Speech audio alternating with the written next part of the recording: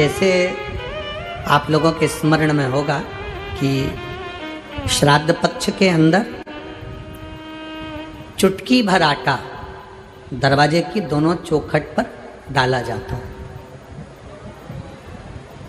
किसी किसी के यहाँ दरवाजे पर आटे से रंगोली बनाई जाती है। कहीं देखिए आप लोगों ने कि नहीं देखी? स्मरण में होगा किसी के, दरवाजे पर आटा डाला जाता है। वो देव पितर के भाव से डाला जाता है। जिस बेटे बेटी का मंगल विवाह नहीं हो रहा हो, शुभ कार्य की सूचना नहीं आ रही हो,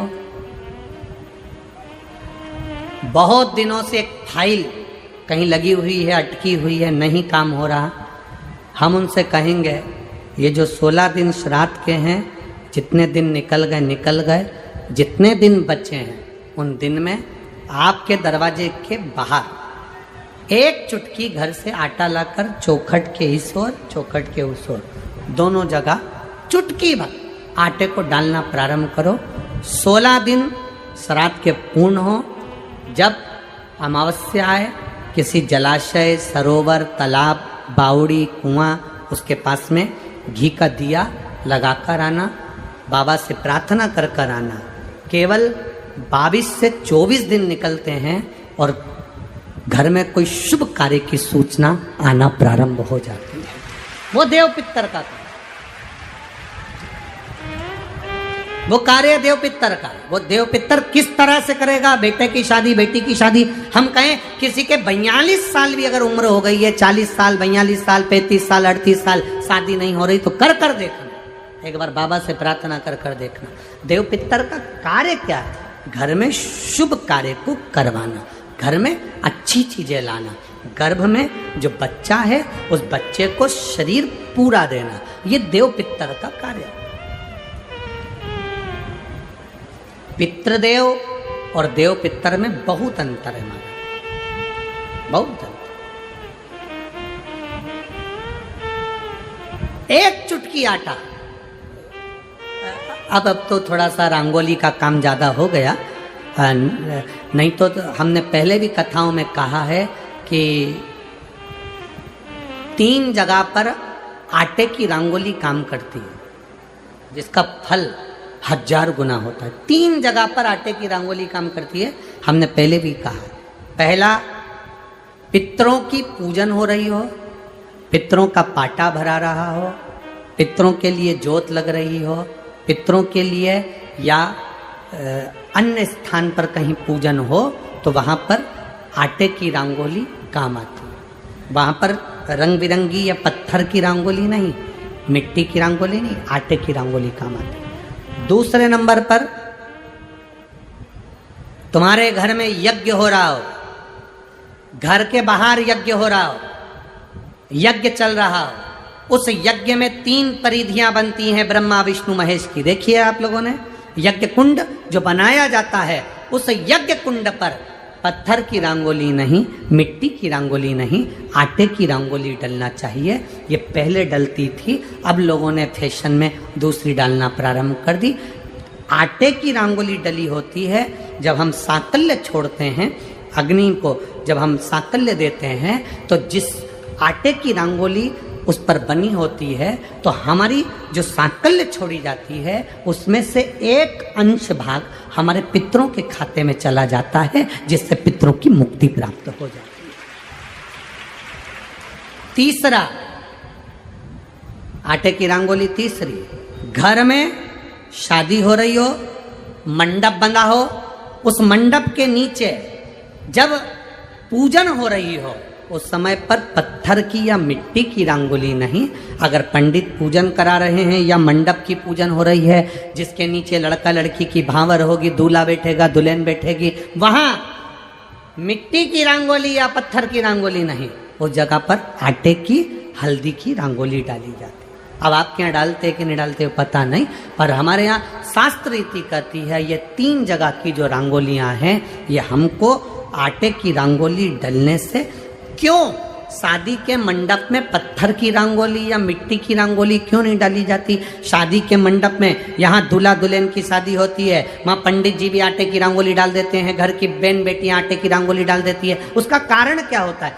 जिसकी शादी में मंडप के नीचे आटे की रंगोली डलती है, वहां पितरों को निमंत्रण नहीं देने की जरूरत पड़ती। वहां पितर उस वर कन्या को आशीर्वाद देते हैं, जिससे उनका वंश बढ़ता है, वंश रुकता नहीं।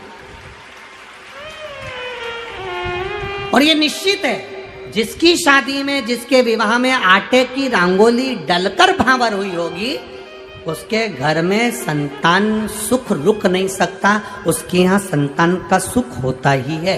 जिसके यहाँ आजकल ये पत्थर रंगोली डाल देते हैं, डाल दिया और कह दिया बस, क्योंकि आजकल फैशन में तो दुनिया जी रही है, तो आटे की रंगोली कौन डाले, तो वो फैशन में चल गया। तो संतान की प्राप्ति में भी थोड़ा सा, अब तुम देखो पहले का समय आज का समय कितना अंतर है महाराज।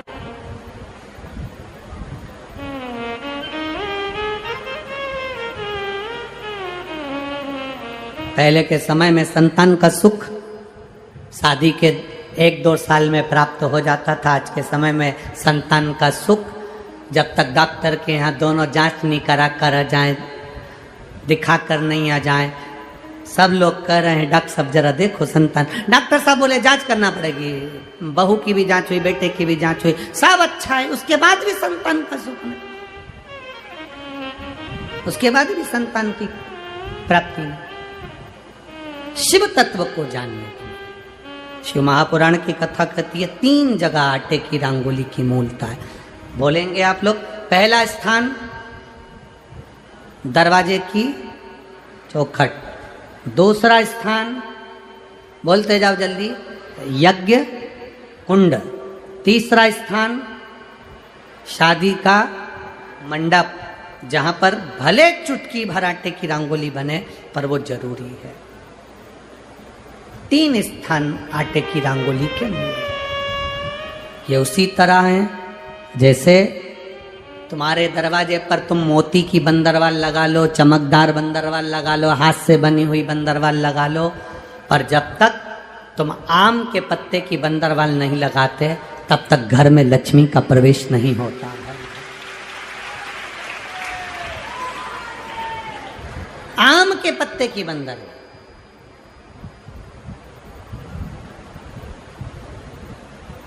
कहा गुरुजी आम के पत्ते की क्यों? तो शास्त्र कहता है, शिव महापुराण में उमाखंड कह रहा है, कामदेव आम के पल्लव में छुपकर बाण मार रहे थे। कहां छुपे थे?